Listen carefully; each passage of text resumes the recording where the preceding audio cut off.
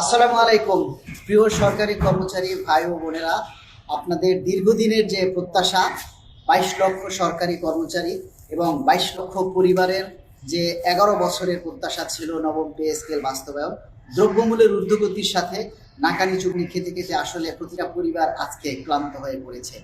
তারই ধারাবাহিকতায় বিভিন্ন সংগঠন এই পে স্কেল বাস্তবায়নের জন্য আসলে কাজ করে চলেছে।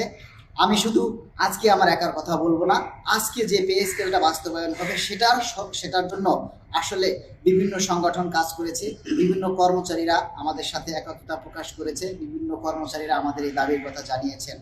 যারা আমাদের এই দাবির সাথে একত্রতা প্রকাশ করেননি, যারা আমাদের এই দাবি বাস্তবায়নের জন্য কথা বলেননি বা আন্দোলনে মাঠে আসেননি, কারো প্রতি আজকে আমাদের কোনো রাগ নেই, কোনো ক্ষোভ নেই।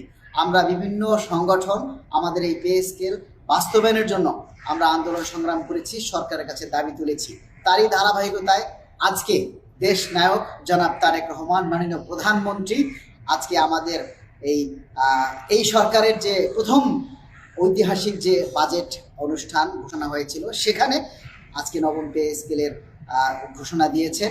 আমরা কৃতজ্ঞতা জানাই সরকারের প্রতি, কৃতজ্ঞতা জানাই মাননীয় প্রধানমন্ত্রীর প্রতি, কৃতজ্ঞতা জানাই মাননীয় অর্থমন্ত্রীর প্রতি এবং কৃতজ্ঞতা জানাই সর্বস্তরের সচিব কমিটি, জাতীয় পে কমিশন, যারা এই পে স্কেল বাস্তবায়নের পিছনে নিরলসভাবে কাজ করেছেন। সকলের প্রতি আমরা বাংলাদেশ সরকারি কর্মকর্তা কর্মচারী কল্যাণ সমিতি